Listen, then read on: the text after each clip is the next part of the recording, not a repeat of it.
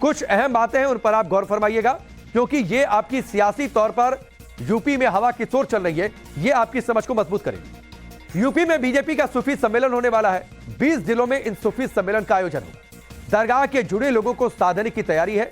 उलेमा, मौलाना, सूफी मुसलमान इन सम्मेलनों के जरिए जोड़े जाएंगे और कोशिश होगी कि वो बीजेपी से जुड़ जाए। जिले से मंडल तक ये पूरा अभियान चलेगा। कौमी चौपाल लगाकर संवाद करेगी भारतीय जनता पार्टी। मोदी योगी सरकार के कामकाज का ब्यौरा इन सम्मेलनों के जरिए इन तबकों में पहुंचाने की कोशिश की जाएगी और यह बताने की कोशिश की जाएगी कि सरकार उनको लेकर कितनी गंभीर है, किस तरीके से उनके बारे में सोच रही है। अब इन बातों को समझने के बाद जो यूपी का जातीय समीकरण है वो भी आपको जरूर समझना चाहिए, क्योंकि यूपी की सियासत में जाति एक बड़ा फैक्टर है। जाति को आप इग्नोर नहीं कर सकते हैं। यूपी में जातीय समीकरण की अगर हम बातचीत करते हैं तो आप ये देखिए, जो सवर्णों की तादाद है वो 19% है, लेकिन जो ओबीसी समुदाय है वो 41% है, जो दलित समुदाय है 21% है, मुस्लिम समुदाय 19% है। तो दरअसल ये जो पूरा खेल है वो इस पूरे वोट बैंक को साधने की कवायद है और इसके लिए लगातार रणनीति को बदला जा रहा है, रणनीति को धार दिया जा रहा है और इसीलिए बीजेपी का टारगेट यह है कि कैसे पसमानदा समाज को अपने साथ जोड़ लिया जाए, कैसे मुस्लिमों के बीच अपनी पैठ को मजबूत कर लिया जाए। इसीलिए आप देखिए, हाल फिलहाल में रामचरितमानस को लेकर विवाद हुआ और जातिगत जनगणना का कार्ड भी जो अखिलेश यादव ने खेला वो दरअसल इसी वोट बैंक को अपने हिसाब से साधने की ये पूरी कवायद है। और चलिए आगे बढ़ते हैं। अब हम आपको बताते हैं कि कैसे मोदी विरोधी सियासत अब यूपी ही नहीं बल्कि पूरे देश में जाति के सहारे है। चलिए आगे बढ़ते हैं, बात करेंगे अब यूपी की सियासत की। और इस तस्वीर को आप देखिए, लखनऊ की यह तस्वीर है, समाजवादी पार्टी के दफ्तर की बाहर की यह तस्वीर है। सवाल यह उठता है कि क्या अखिलेश का मानस को लेकर जो पूरी जंग चल रही थी, मन बदल चुका है? क्योंकि जो बाहर पोस्टर लगे हुए थे, गर्व से कहो हम शुद्ध हैं, यह तस्वीर आप देख रहे हैं, ये पोस्टर अब हटाए जा चुके हैं। यूपी में लोकसभा की 80 सीटों को लेकर सियासी घमासान पूरी तरीके से गर्म है। बीजेपी सनातन धर्म की बात करते हुए समाज के हर वर्ग को साध रही है, तो वहीं अखिलेश यूपी में जाति जोड़ो अभियान चला रहे हैं।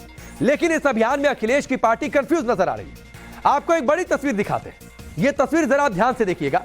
यह तस्वीर लखनऊ की है, जहां समाजवादी पार्टी का दफ्तर है। आप देखिए, जो तस्वीर मैं पहले दिखा रहा था, लखनऊ में समाजवादी पार्टी का दफ्तर और इस समाजवादी पार्टी के दफ्तर के बाहर जो पोस्टर पहले लगाए गए थे, जब से ये पूरा मानस का विवाद हुआ, स्वामी प्रसाद मौर्य ने हर दिन अलग अलग आकर भड़काऊ बातें कही, उसके बाद पोस्टर लगाए गए थे, गर्व से कहो हम शुद्ध हैं, लेकिन वो पोस्टर अब हटा दिए गए। समाजवादी पार्टी के दफ्तर के बाहर से ये पोस्टर हटा दिए गए। इसकी जगह पर होली की बधाई देने वाले पोस्टरों को अब लगा दिया गया है। तो सवाल तो ये उठता है कि आखिरकार ये बदलाव क्यों? दो तस्वीरें आप एक साथ देखिए, दो तस्वीरें आपके सामने रखते हैं। पहली तस्वीर 31 जनवरी की है, जब अखिलेश की पार्टी की तरफ से समाजवादी पार्टी के मुख्य दफ्तर के बाहर यह बड़ी सी होर्डिंग लगी थी। इस पर लिखा गया था कि गर्व से कहो हम शुद्ध हैं। इस पोस्टर को लेकर यूपी ही नहीं पूरे देश में नई सियासी महाभारत शुरू हो गई। विरोध प्रदर्शन हुआ था, जमकर सियासी तकरीरें चली थी, लेकिन अब समाजवादी पार्टी के दफ्तर के बाहर नजारा बदल चुका है। यह पोस्टर गायब है। अब पोस्टरों के गायब होने पर भी सियासी तासीर गर्म हो रही है। समाजवादी पार्टी द्वारा इन पोस्टरों को हटाने के बाद बीजेपी ने अखिलेश और समाजवादी पार्टी पर अपना हमला तेज कर दिया। बीजेपी अखिलेश को कंफ्यूज बता रही है, सुनिए। समाजवादी पार्टी में स्थिरता नहीं है, मतलब वह कंफ्यूज की स्थिति में किसी एक रास्ते पर यह नहीं चल पा रहे हैं। पहले इनका रास्ता केवल मुस्लिम तुष्टीकरण का था कि केवल मुस्लिमों को खुश रखो और उनका वोट ले करके बाकी वोटों को जुटा करके और सरकार के निकट पहुंच जाओ, सरकार में पहुंच जाओ। जब देखा कि 2014 में इनकी मुस्लिम तुष्टीकरण की राजनीति फेल हो गई और माननीय नरेंद्र मोदी जी के नेतृत्व में 2014 में 73 सांसद जीत गए, तो उन्होंने अपनी रणनीति में बदलाव किया और फिर कुंभों में डुबकी लगाने चले गए, फिर मंदिरों में दर्शन करने के लिए जाने लगे। फिर इसी बीच में उन्होंने श्री रामचरितमानस से जुड़े हुए विषय को अपनी पार्टी के माध्यम से उठवाने का काम किया। अब जैसा आप कह रहे हैं कि उन्होंने पोस्टर हटवाना शुरू किया है, तो पोस्टर भी हटवाए होंगे तो लगा होगा इस मुद्दे से भी लाभ नहीं है। तो आपने केशव प्रसाद मौर्य को सुना। बीजेपी अखिलेश यादव पर सवाल उठा रही है, पूछ रही है कि क्या वो कंफ्यूज हो गए हैं या फिर ये माना जाए कि उनका मन बदल चुका है, या फिर कहीं ये उनकी जो जातियों को जोड़ने की जो लड़ाई है वो अगले लेवल पर तो नहीं पहुंच रही है। बीजेपी के पास इस बात को कहने का आधार भी है, क्योंकि अखिलेश ने जिस स्वामी प्रसाद मौर्य को रामचरितमानस के मुद्दे को आगे ले जाकर यूपी में ओबीसी और दलित समाज को साधने की जिम्मेदारी दी थी, वो स्वामी प्रसाद मौर्य तो लगातार समाजवादी सरकार आने पर रामचरितमानस के कुछ हिस्सों को बैन करने की बात कह रहे हैं। लेकिन दूसरी तरफ समाजवादी दफ्तर के बाहर से शुद्ध वाले पोस्टर अब गायब हो गए, जिसको लेकर अब अलग अलग तरीके की बातें हो रही हैं। अपमानित करने वाले रामचरितमानस की चौपाइयों के उन हिस्सों को आप प्रबंधित नहीं करते, संशोधित नहीं कराते, तो जब भी समाजवादी पार्टी की सरकार आएगी मैं इस पर जरूर प्रतिबंध लगवाने का काम करूंगा।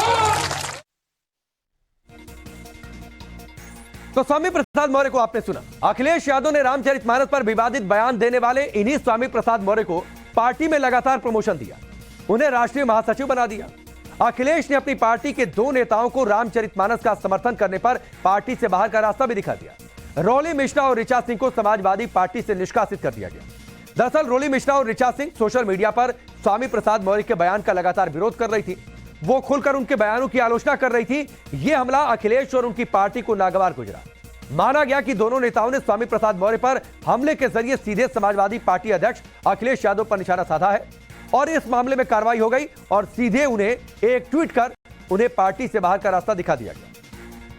ऐसे में सवाल यह उठता है कि क्या समाजवादी पार्टी के दफ्तर के बाहर से रामचरितमानस के पोस्टर हटे तो इसके मतलब क्या निकाले जाए? क्या रामचरितमानस को लेकर अखिलेश की पार्टी का स्टैंड बदल गया है? क्या अखिलेश ने यूपी के लोकसभा चुनाव के लिए रणनीति बदल ली है और क्या वो अपनी इस पूरी लड़ाई को अब नेक्स्ट लेवल पर लेकर जाना चाहते हैं और इसीलिए ये पोस्टर स्ट्रैटेजी के तहत हटाए गए और स्ट्रैटेजी के तहत लगे भी थे? यूपी में बीजेपी सबको साधने की बात कर रही है। विधानसभा और उपचुनावों में धमाकेदार प्रदर्शन के बाद अब बीजेपी की नजर 2024 के लोकसभा चुनाव पर है। बीजेपी यूपी के 80 सीटों पर क्लीन स्वीप करना चाहती है। सभी 80 लोकसभा सीटों पर जाहिर सी बात है उसकी स्ट्रैटेजी है कि कमल खिल जाए और इसके लिए अभी से तैयारियां शुरू हो गई हैं। इसके लिए बीजेपी को समाज के हर वर्ग में अपनी पैठ मजबूत करनी होगी। इसके लिए कोशिश उसने शुरू कर दी है। बीजेपी ने अपना काम शुरू भी कर दिया है। अखिलेश के एमवाई समीकरण यानी कि मुस्लिम यादव समीकरण को तोड़ना बीजेपी का बड़ा मकसद है। बीजेपी ने पहले पसमानदा सम्मेलन किया और बीजेपी सूफी सम्मेलन की अब तैयारी है। इस सम्मेलन के जरिए बीजेपी मुस्लिम समाज में अपनी पैठ को मजबूत करेगी और सियासी जानकारों की माने तो समाजवादी खेमे में बीजेपी के गेम चेंजर प्लान की वजह से खलबली मच गई है और दूसरी पार्टियों को अपनी रणनीति पर सोचने के लिए मजबूर होना पड़ा। चलिए आपको योगी का मिशन 80 क्या है या फिर जो ये पूरा मिशन 80 वाया सूफी क्या है, ये आपको हम सिलसिलेवार तरीके से समझा देते हैं। कुछ अहम बातें हैं, उन पर आप गौर फरमाइएगा क्योंकि ये आपकी सियासी तौर पर यूपी में हवा की चोट चल रही है, ये आपकी समझ को मजबूत करेगी। यूपी में बीजेपी का सूफी सम्मेलन होने वाला है। 20 जिलों में इन सूफी सम्मेलन का आयोजन होगा। दरगाह के जुड़े लोगों को साधने की तैयारी है। उलेमा, मौलाना, सूफी मुसलमान इन सम्मेलनों के जरिए जोड़े जाएंगे और कोशिश होगी कि वो बीजेपी से जुड़ जाए। जिले से मंडल तक ये पूरा अभियान चलेगा। कौमी चौपाल लगाकर संवाद करेगी भारतीय जनता पार्टी। मोदी योगी सरकार के कामकाज का ब्यौरा इन सम्मेलनों के जरिए इन तबकों में पहुंचाने की कोशिश की जाएगी और यह बताने की कोशिश की जाएगी कि सरकार उनको लेकर कितनी गंभीर है, किस तरीके से उनके बारे में सोच रही है। अब इन बातों को समझने के बाद जो यूपी का जातीय समीकरण है वो भी आपको जरूर समझना चाहिए क्योंकि यूपी की सियासत में जाति एक बड़ा फैक्टर है। जाति को आप इग्नोर नहीं कर सकते हैं। यूपी में जातीय समीकरण की अगर हम बातचीत करते हैं तो आप ये देखिए, जो सवर्णों की तादाद है वो 19% है, लेकिन जो ओबीसी समुदाय है वो 41% है, जो दलित समुदाय है 21% है, मुस्लिम समुदाय 19% है। तो दरअसल ये जो पूरा खेल है वो इस पूरे वोट बैंक को साधने की कवायद है और इसके लिए लगातार रणनीति को बदला जा रहा है, रणनीति को धार दिया जा रहा है और इसीलिए बीजेपी का टारगेट यह है कि कैसे पसमानदा समाज को अपने साथ जोड़ लिया जाए, कैसे मुस्लिमों के बीच अपनी पैठ को मजबूत कर लिया जाए। इसीलिए आप देखिए हाल फिलहाल में रामचरितमानस को लेकर विवाद हुआ और जातिगत जनगणना का कार्ड भी जो अखिलेश यादव ने खेला वो दरअसल इसी वोट बैंक को अपने हिसाब से साधने की ये पूरी कवायद है।